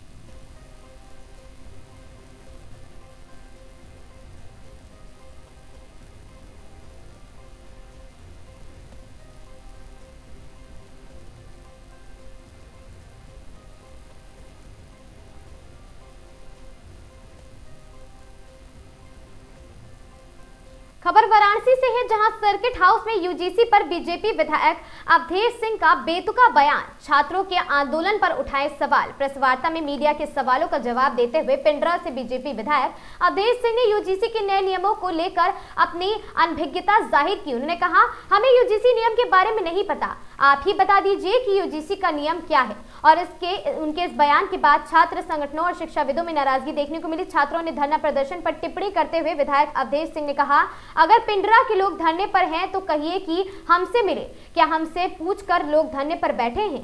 इतना ही नहीं, उन्होंने यह भी कहा कि यदि यूजीसी का नियम लागू हो चुका है तो उसे दिखाया जाए। विधायक के इन बयानों को छात्रों के आंदोलन को हल्के में लेने और साथ ही जिम्मेदारी से बचने के रूप में देखा जा रहा है। छात्र नेता ने आरोप लगाया कि जनप्रतिनिधि होने के बावजूद विधायक ना तो यूजीसी नियमों की जानकारी रखते हैं और ना ही छात्रों की समस्याओं को गंभीरता से समझ रहे हैं। इस बयान के बाद वाराणसी की राजनीति में हलचल तेज हो गई है और विपक्षी दलों ने भी बीजेपी विधायक पर निशाना साधना शुरू कर दिया है। यदि कोई खींचता है तो जो भी कार्रवाई हो वो होनी चाहिए, उसमें नहीं करता। लेकिन क्यों ऐसा हो रहा है, ऐसा हुआ क्यों? मैं तो फिर कह रहा हूं, यही काशी के रहने वाले हैं और एक पीठ के मठाधीश हैं, उनसे मैं भी अनुरोध करना चाहता हूं कि वह इन चीजों पे उनको नहीं पढ़ना चाहिए और वो अक्सर करके विवाद के घेरे में खड़े हो जाते हैं। यहीं पे एक बार हुआ था, यही अखिलेश जी के जमाने में इतनी लाठी चली कि सारे बच्चों को लाठियां लगी, उनको भी पीटा गया। उसके लिए अखिलेश जी माफी मांग लिए। अखिलेश जी ने तो इतना पिटवा दिया तो माफी मांग लिए, अच्छा ही किए। लेकिन महाराज जी ने क्या किया? उनको रोका गया, चोटी खींची गई। नहीं तो महाराज जी, मैं कह रहा हूँ जो तत्काल हालात जो आए होंगे सामने, वो क्या है उसको न महाराज जी जाने होंगे। जब महाराज जी जानेंगे उसकी जांच होगी, जो गलत होगा उसके खिलाफ कार्रवाई होगी। बताया जा रहा है मुख्यमंत्री जी को। अरे तो मुझे नहीं लगता है, ये कहने को भले ही कहीं कुछ हो जाए।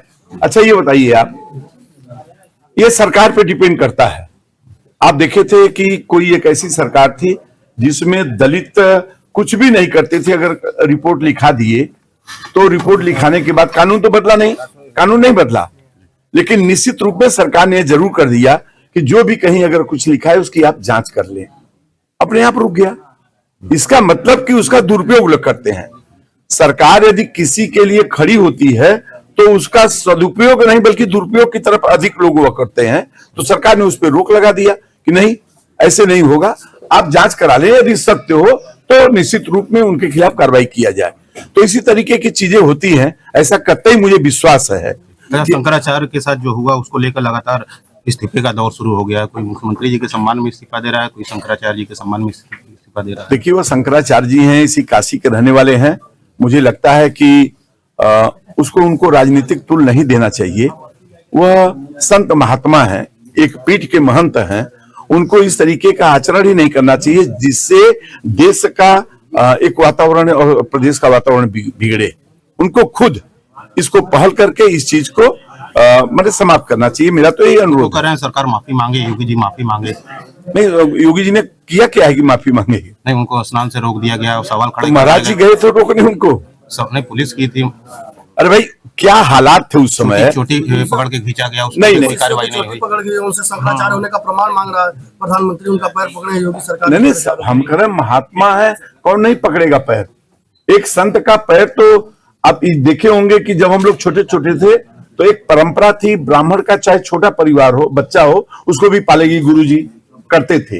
लेकिन उस तरीके का आचरण हो तो होना चाहिए।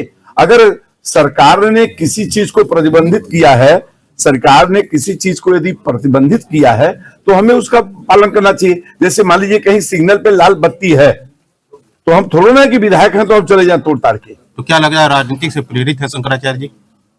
अब मुझे तो नहीं होना चाहिए उनको, अगर ऐसा है तो। नहीं, आपको क्या लग रहा है? नहीं, मुझे है कि वह एक संत महात्मा है।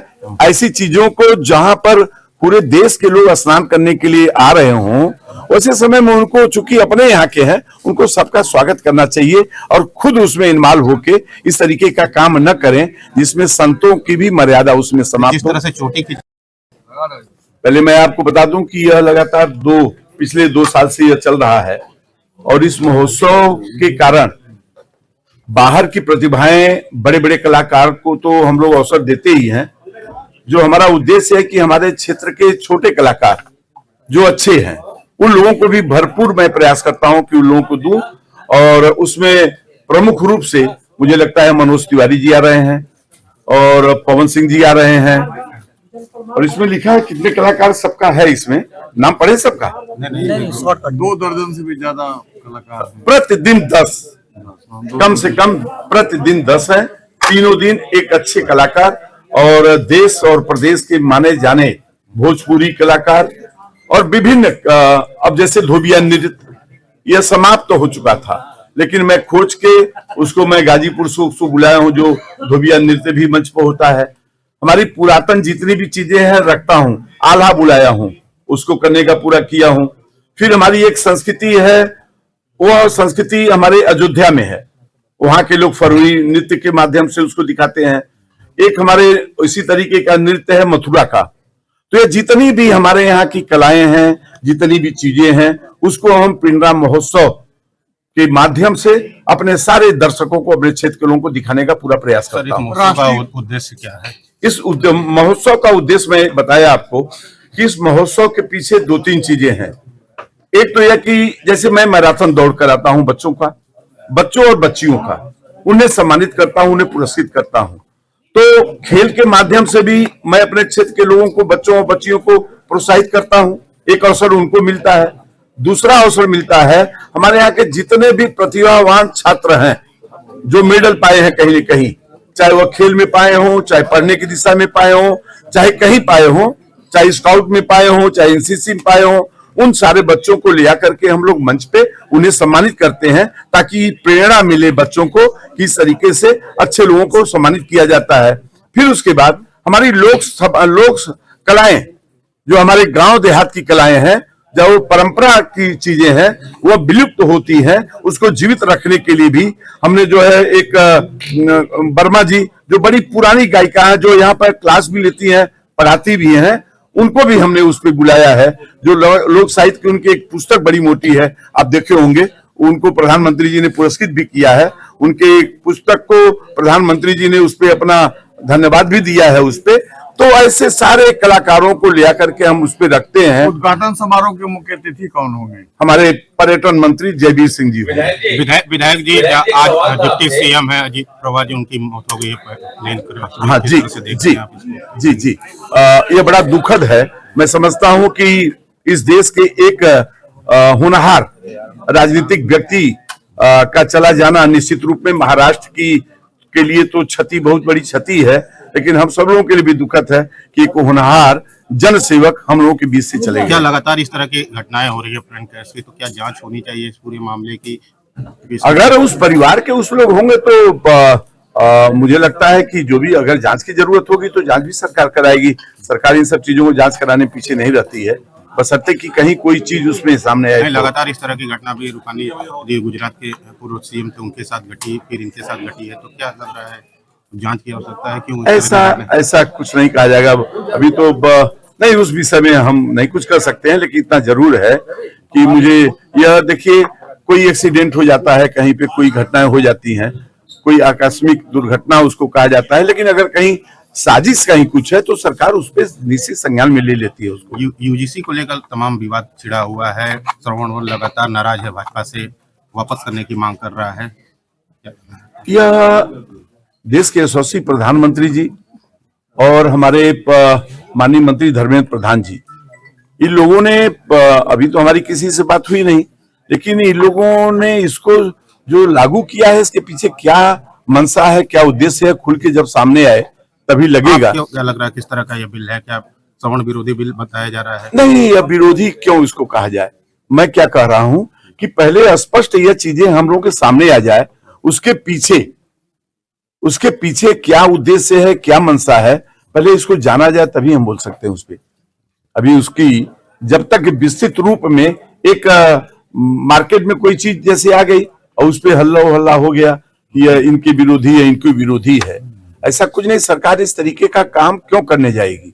जो सरकार अब तक के इतिहास में लगातार सर्व समाज के लिए काम करती हो, वह इस तरीके का कदम क्यों उठाने जाएंगे। मुझे विश्वास है कि जब इसको विस्तृत रूप में जानकारी होगी तो पता चलेगा कि ये गलत है तो वापस होना चाहिए। अगर ऐसी बातें जो आ रही है कि सवर्ण के बच्चे अगर नहीं, चोटी यदि कोई खींचता है तो जो भी कार्रवाई हो वो होनी चाहिए, उसमें नहीं करता। लेकिन क्यों ऐसा हो रहा है, ऐसा हुआ क्यों, मैं तो फिर कह रहा हूं। नहीं, चोटी यदि कोई खींचता है तो जो भी कार्रवाई हो वो होनी चाहिए, उसमें नहीं करता। लेकिन क्यों। खबर वाराणसी से है, जहां देश भर में यूजीसी नियमावली को लेकर हो रहे विरोध के प्रधानमंत्री ने संसदीय क्षेत्र वाराणसी से भी बड़ी खबर है, जहां यूजीसी के विरोध में काशी के संत अखिल भारतीय संत समिति के महासचिव स्वामी जितेंद्रानंद सरस्वती जी ने जताया है कड़ा विरोध। और साथ ही स्वामी जितेंद्रानंद सरस्वती जी ने बताया कि विभाजनकारी कानून, साथ ही प्रधानमंत्री से मांग की है कि ऐसे कानून बनाने वाले के खिलाफ भी सख्त कार्रवाई की जाए।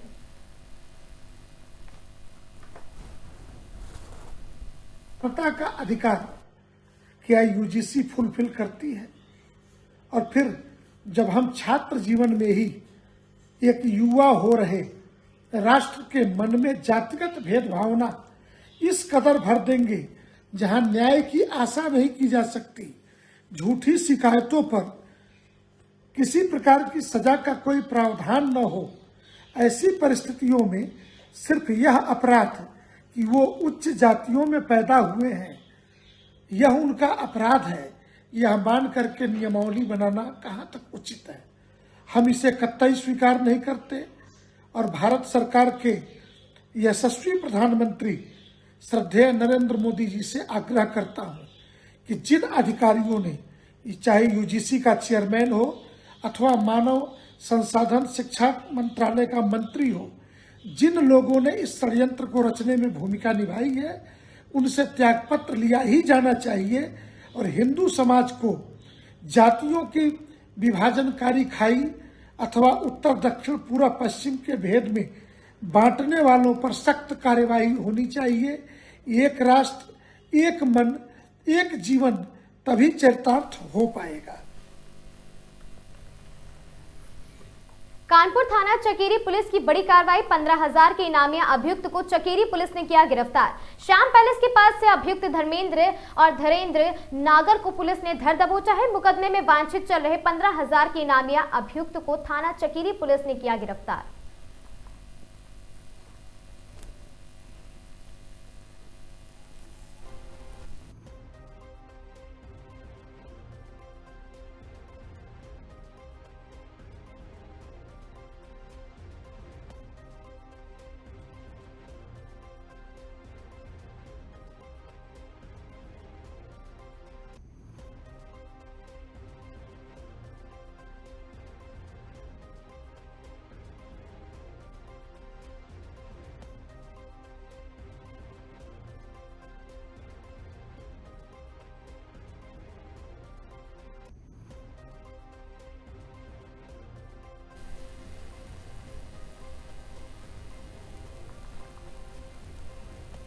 कानपुर नगर में अखिल भारतीय क्षत्रिय महासभा ट्रस्ट राष्ट्रवादी जल लोक पार्टी सत्य के द्वारा यूजीसी बिल के विरोध में कानपुर नगर अखिल भारतीय क्षत्रिय महासभा ट्रस्ट के द्वारा यूजीसी बिल के विरोध में की गई प्रेस वार्ता, जिसमें प्रमुख रूप से जिला महामंत्री रणधीर सिंह चौधरी, प्रदेश अध्यक्ष मनोज सिंह भदौरिया, करनी सेवा भारत के जिला अध्यक्ष सूरज सिंह ठाकुर, राष्ट्रीय राजपूत कारणी सेवा मंडल अध्यक्ष हरिराज सिंह और साथ ही राजावत रेडी पटरी सब्जी मंडी व्यापार मंडल के अध्यक्ष घनश्याम तिवारी, ऋषु गौतम, कुलदीप भदौरिया आदि लोग मौजूद रहे।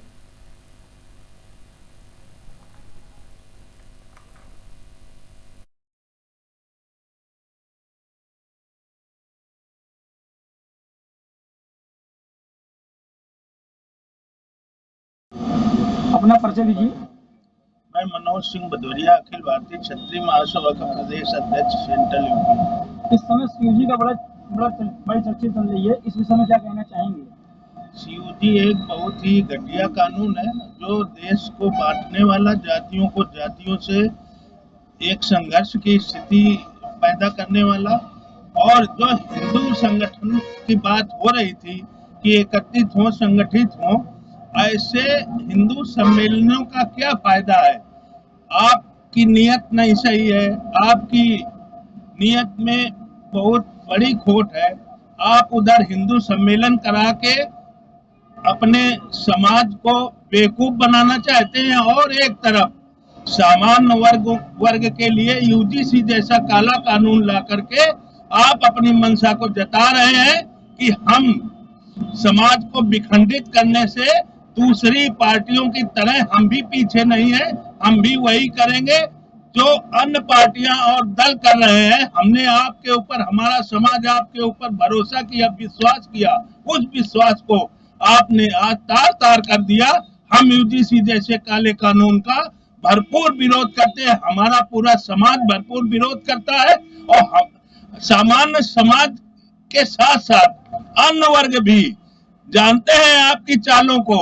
वो ये नहीं चाहते हैं कि हम बटे और कटे।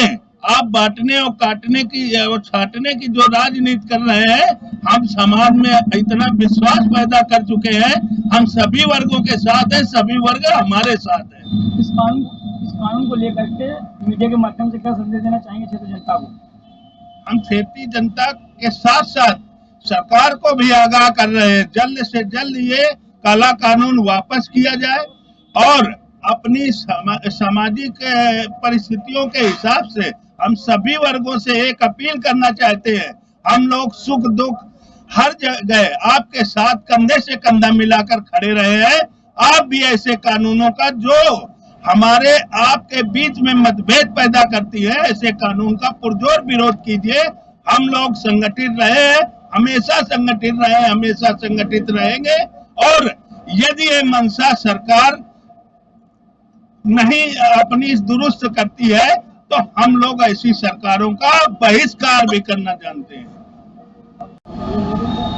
ये एक्ट जो लागू किया गया है, इस विषय में क्या कहना चाहेंगे? मैं रणधीर सिंह चौहान, अखिल भारतीय क्षत्रिय महासभा ट्रस्ट का जिला महामंत्री, राष्ट्रवादी जन लोक पार्टी सत्य का जिला महामंत्री। जो यूजीसी कानून वर्तमान सरकार लेके आई है, इसने समाज में वो जहर घोलने का कार्य किया है कि भाई भाई का दुश्मन बन गया है। इस कानून के आने से अगर इस सरकार ने, मौजूदा सरकार ने ये कानून वापस नहीं लिया, तो मुझे तो आसार ये दिख रहे हैं कि बांग्लादेश की राह पर हिंदुस्तान भी चल पड़ा है, क्योंकि बहुत जल्द अगर ये कानून वापस नहीं होता है तो इस देश में भी गृह युद्ध जैसी स्थितियां बनती जा रही हैं। कारण अभी तक तो हम एक थे, एक रहेंगे, लेकिन जो शीर्ष स्तर के नेता जो बैठे हुए हैं, अपनी गंदी राजनीति हमारे ऊपर थोपना चाहते हैं, ये काम हिंदुस्तान में कम से कम नहीं चल पाएगा। इनको ये सोचना और समझना चाहिए। इनको 3 बार मौका दिया गया,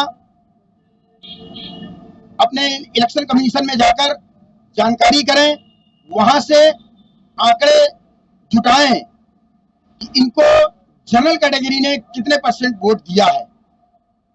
बिना हमारे वोटों के इनकी ये दादागिरी चल नहीं पाती। ये हमारे वोटों पर ही जिंदा है और हमको ही धोखा देने का प्रयास कर रहे हैं। आरक्षण की मार इन्होंने मारी, उससे हम जैसे तैसे निकल पाए। अब ये एक काला कानून ले आए जिससे हमारे बच्चों की तरक्की, हमारे बच्चों की शिक्षा को भी प्रभावित करना चाहते हैं। इसलिए हम देश की सरकारों से ये कहना चाहेंगे कि होश में आ जाएं, होश में आके काम करें।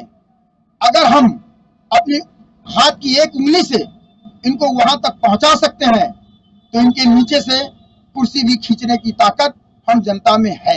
योगी जी का नारा बहुत जोरों शोरों में चला था, बटोगे तो कटोगे, क्या इस नारे से सहमत है? क्या ये नारा कहीं ना कहीं काम कर रहा है कि नहीं कर रहा? इस कानून के आने से ये नारा केवल और केवल बाकी के नारों की तरह ही नारा बन के रह गया है। इस नारे का जमीनी स्तर पर कोई प्रभाव नहीं है और न होने वाला है।